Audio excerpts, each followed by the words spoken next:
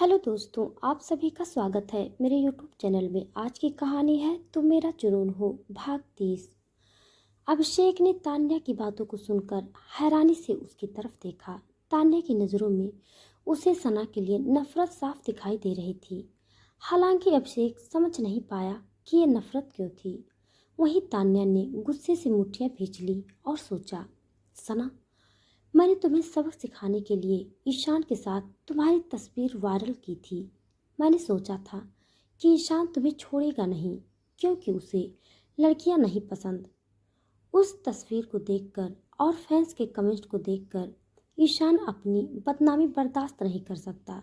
लेकिन तुम्हारी किस्मत अच्छी है और इसीलिए उस ईशान ने तुम्हारे साथ कोई कांड नहीं किया और तुम फेमस भी हो गई। सबको तुम में अच्छाई ही दिखने लगी। लेकिन अब नहीं, अब तुम्हें झेलना पड़ेगा वो सब जो मैं चाहती हूँ। तान्या के चेहरे पर डेविल स्माइल थी और अब वो स्माइल अभिषेक के चेहरे पर भी थी। अभिषेक तो सना को पहले दिन से ही पाना चाहता था। सना की खूबसूरती उसकी आंखों में जो बस गई थी, वो हर हाल में सना को अपना बना लेना चाहता था। अभिषेक ने तान्या की तरफ देखा और मुस्कुराते हुए कहा, तुम्हारे लिए तो मेरी जान भी हाजिर है बेबी। जैसा तुम चाहोगी वैसा ही होगा। असल में अभिषेक तान्या की उंगलियों पर नाचने वाला तोता था। अभिषेक और काव्या पति और पत्नी जरूर थे, लेकिन अभिषेक काव्या को चीट कर रहा था।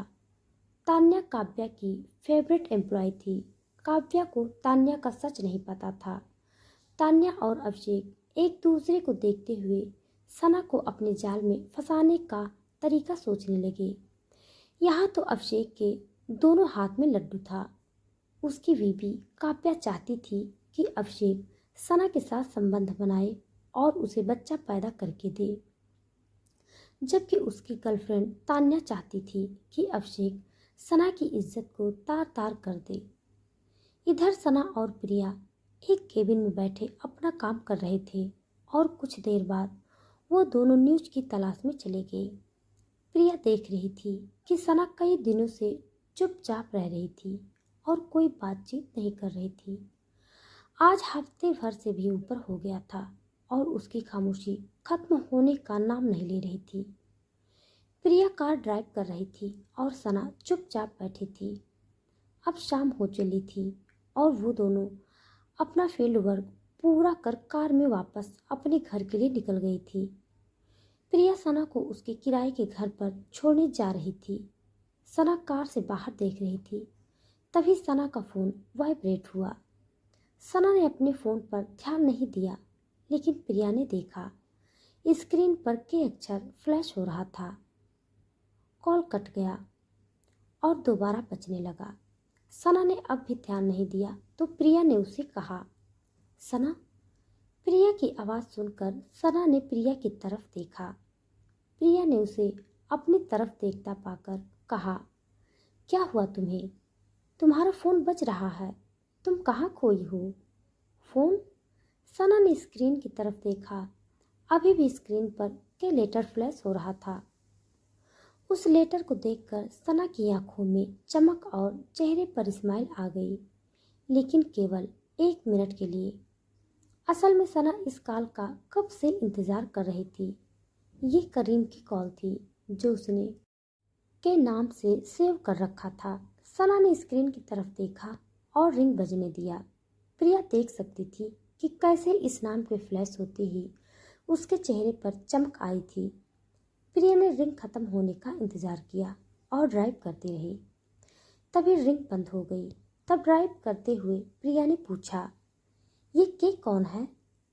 सना ने प्रिया के सवाल को सुना और बाहर की तरफ देखती हुई उदास टोन में कहा, कोई नहीं, जस्ट इग्नोर हिम। प्रिया ने जैसे ही ये सुना हल्के से मुस्कुराई और सना को छेड़ते हुए कहा, हिम? ओह, एक लड़का? क्या वो तुम्हारा बॉयफ्रेंड है? बॉयफ्रेंड नाम से तो जैसे सना पूरी तरह चिढ़ गई थी। उसने गुस्से से प्रिया की तरफ देखा और ताव में कहा, मैंने कहा ना, मेरा कोई बॉयफ्रेंड नहीं है, ना ये ईशान कपूर और ना के। सना इतना कहते कहते बीच में ही रुक गई। प्रिया ने उसके गुस्से को इग्नोर करते हुए कहा, ओह, तो जनाब का नाम के से शुरू होता है? चलो अच्छा है, लेकिन जब तुम्हारा गुस्सा शांत हो जाए तब अपनी इस दोस्त को अपनी प्रॉब्लम जरूर बताना। वैसे अब ये लव का मैटर है तो मैं इसमें बीच में नहीं आ सकती, लेकिन हाँ, कोशिश जरूर करूँगी सुलझाने की। ऐसा कुछ नहीं है, तुम ड्राइव करने पर ध्यान दो। सना ने प्रिया को छोटी आंखों से घूरा। प्रिया मुस्कुराई और ड्राइव करते हुए उसने आगे की तरफ देखा और पैरों से ब्रेक लगाते हुए वो बहुत जोर से चिल्लाई, आह। प्रिया की इस तरह चिल्लाने पर सना ने जल्दी से आगे देखा। आगे एक वाइट कलर की कार थी और प्रिया बस उस कार से टकराने ही वाली थी। सना और प्रिया दोनों ने चिल्लाते हुए अपनी आंखें जोर से बंद कर ली और अपने मौत का इंतजार करने लगी। लेकिन कुछ देर तक वैसे रहने के बाद जब दोनों को किसी टक्कर की आवाज़ नहीं सुनाई दी, जहां सना ने आंखें बंद किए हुए सोचा, भगवान, मैं भी मरना नहीं चाहती, मुझे अभी तो करीम से लड़ाई जारी रखनी है। वहीं प्रिया ने मन में सोचा, क्या मैं मर गई? हे भगवान, अभी तो मुझे शादी भी करनी थी, इतनी जल्दी बुलाने की क्या ज़रूरत थी? जब इस बारे में सोचते हुए प्रिया को टक्कर महसूस नहीं हुई, तब प्रिया ने अपनी एक आंख खोलकर देखा तो उसकी आंखों के सामने एक हैंडसम सा चेहरा था, जिसकी आंखों में इतना गुस्सा भरा था कि उसकी आंखें गुस्से के मारे लाल हो गई थी। वहीं सना ने भी अपनी आंखें खोल ली थी और अब वो खुद को शांत करने लगी थी और लंबी सांसें भर रही थी। तभी उस आदमी ने गुस्से से प्रिया को देखा और दांतों को पीसते हुए कहा, क्या तुम मेरी जान लेना चाहती थी? आज तो तुम बस मुझे यमराज के पास भेजने ही वाली थी। मैं मन तो करता है मैं एक कार तुम्हारे ऊपर ही चढ़ा दूं। वो आदमी कोई और नहीं बल्कि विहान ओबराय था, जो प्रिया पर बरसने को तैयार था। प्रिया ने जब सामने विहान को देखा तो सर हिलाते हुए कहा और बड़बड़ाई, आह, ये आदमी फिर आ गया। विहान ने उसकी बड़बड़ाहट सुन ली और गुस्से से कहा, हे, तुम अपने मन में क्या बोली जा रही हो? एक मिनट, कहीं तुम मुझे मन ही मन गाली तो नहीं दे रही? विहान की बात सुनकर प्रिया ने तपाक से उसी लहजे में कहा, ओ हेलो मिस्टर, तुम जैसे मिस्टर चिपकू को गाली देकर मैं अपनी जुबान खराब क्यों करूं भला? तुम मेरे गाली के लायक भी नहीं हो। गाली के लायक? विहान ने इन शब्दों को दोहराया और अपनी आंखों को सिकोड़ कर और घूर कर प्रिया को खा जाने वाली नज़रों से देखा और फिर उसी सॉफ्ट लहजे में कहा, तुम जैसे जंगली बिल्ली से मुझे कोई बात नहीं करनी। लगता है तुम्हारे माता पिता ने तुम्हें ये नहीं बताया कि इंसानों की दुनिया में इंसान की तरह ही रहा जाता है, ना कि जंगली बिल्ली की तरह।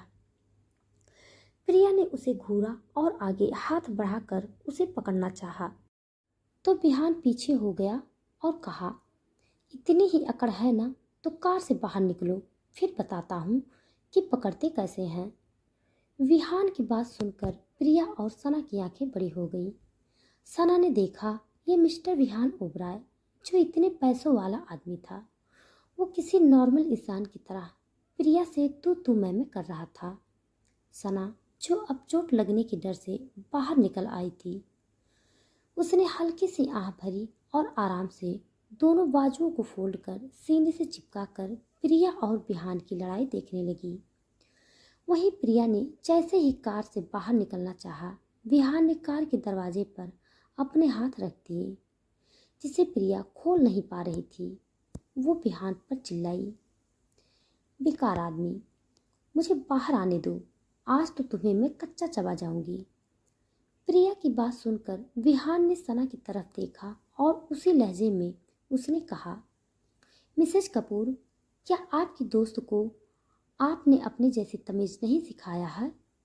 अगर नहीं सिखाया तो इसे बाहर लाने की ज़रूरत नहीं, और ख़ासकर आपको इसके साथ रहने की ज़रूरत नहीं है। मिसेज कपूर सुनकर अचानक सना हैरान हो गई, जबकि प्रिया ने विहान से लड़ाई करने के चक्कर में इस बात पर ज़्यादा ध्यान ही नहीं दिया।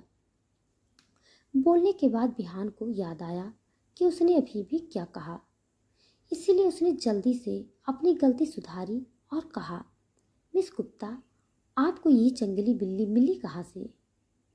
विहान के बच्चे, बंदर कहीं के।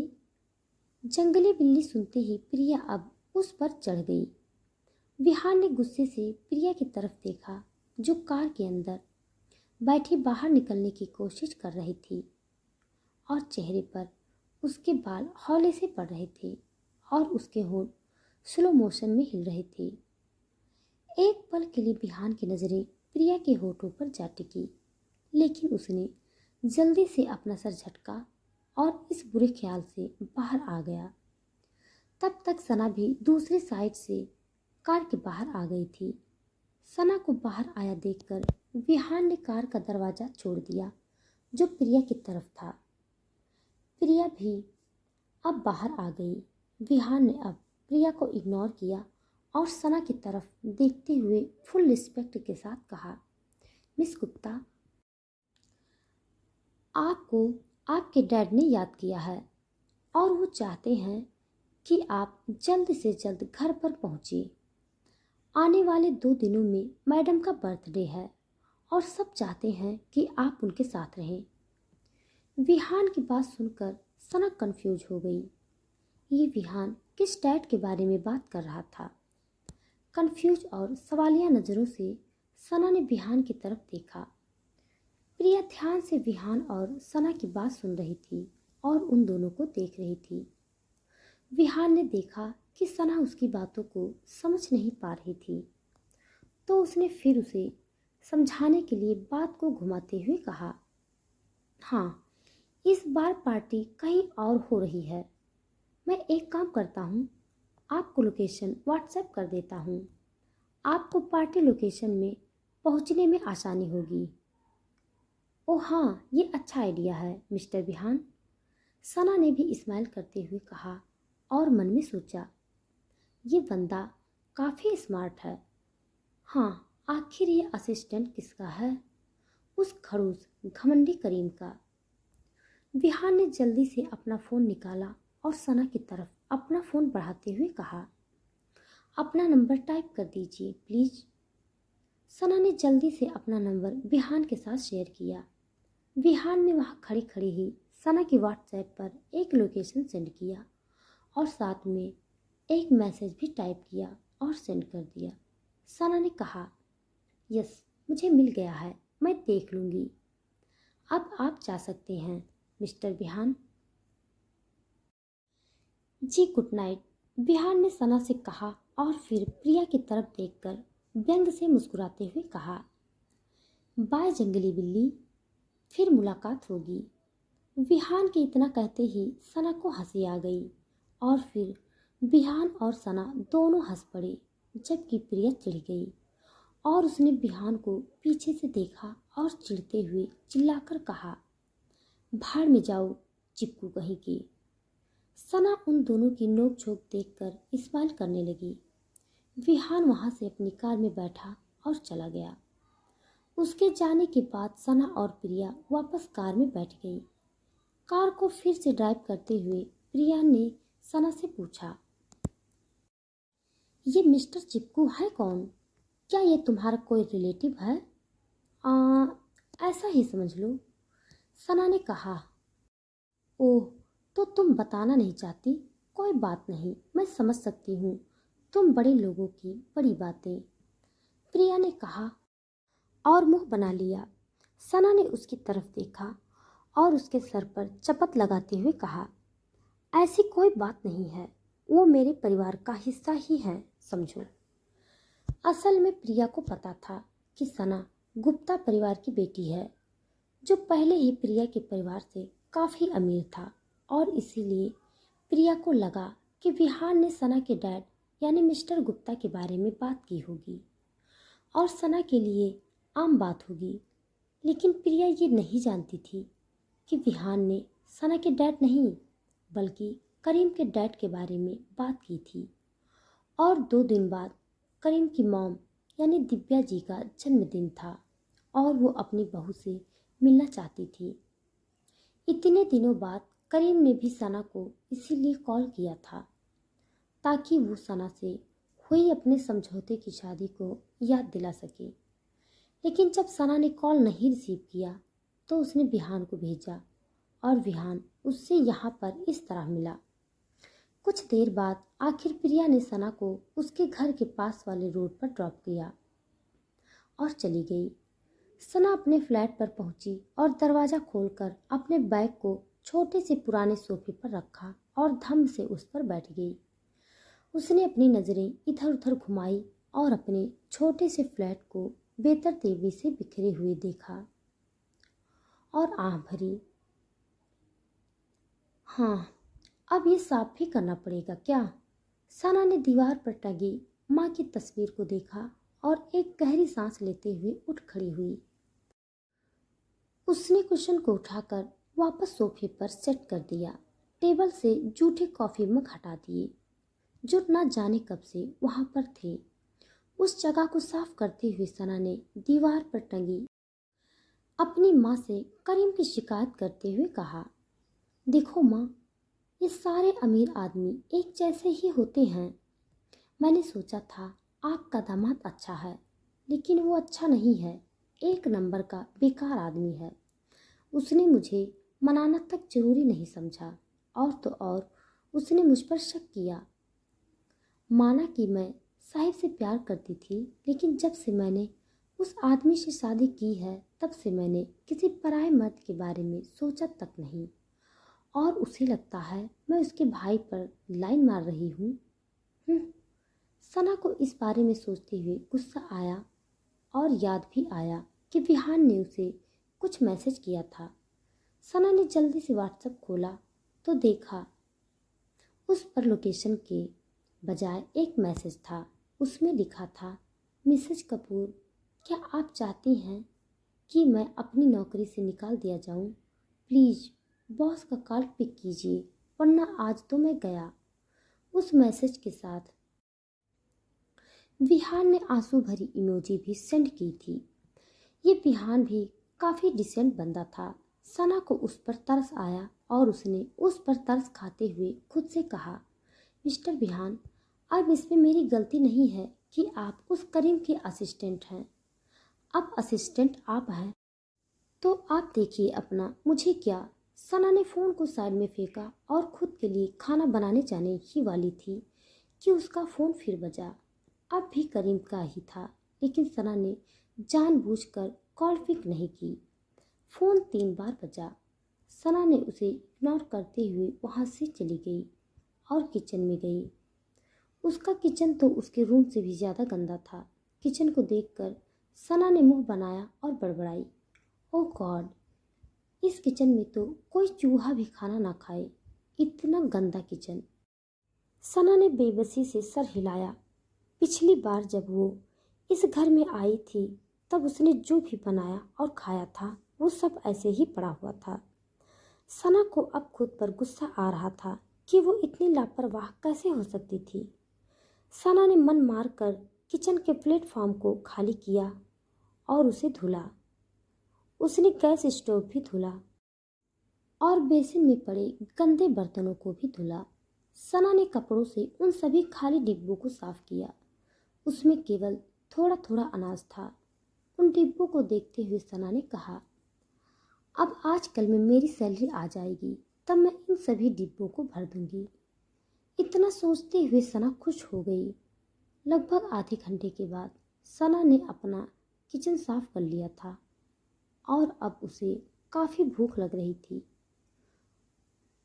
उसने जल्दी से खाना बनाने का सोचा और प्रेशर कुकर को गैस पर चढ़ा दिया और उसमें दाल बनाने के लिए रख दी।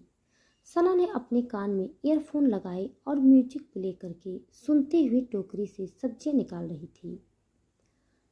उसे काटने लगी। सना के कानों में ईयरफोन लगे हुए थे और सना को बाहर का कुछ भी सुनाई नहीं दे रहा था और सना इस बात से भी अनजान थी कि उसके घर में एक आदमी खिड़की से कूदकर अंदर आ गया था। उस आदमी ने देखा सना के दोनों हाथ सब्जियां काटने में बिजी थे और वो डांस मूवमेंट करते हुए आलू की सब्जी को पतला पतला काट रही थी। उसके काटने के स्टाइल को देखकर ही वो आदमी समझ गया था कि इस लड़की को सब्जियां काटनी नहीं आती। वहीं सना को इससे कोई फर्क नहीं पड़ता था। सना को वहां अकेले देखकर उस आदमी के चेहरे पर अचानक एक डेविल स्माइल आ गई और उसने अपने आसपास देखा तो उसे पास ही घर का मेन स्विच दिख गया और उसे देखकर आदमी के चेहरे पर मुस्कुराहट फैल गई और वो उस मेन स्विच की तरफ बढ़ गया ताकि वो लाइट्स को बंद कर सके। कौन था वो आदमी और क्यों आया था वो सना के घर में? क्या वो अभिषेक था जो अपनी हवस की इच्छा पूरी करने के लिए आया था? क्या होगा सना के साथ? जानने के लिए आप सब मेरे साथ पढ़ते रहिए। हमारी कहानी आप सबको कैसी लग रही है कमेंट बॉक्स में ज़रूर बताइएगा। तब तक के लिए धन्यवाद।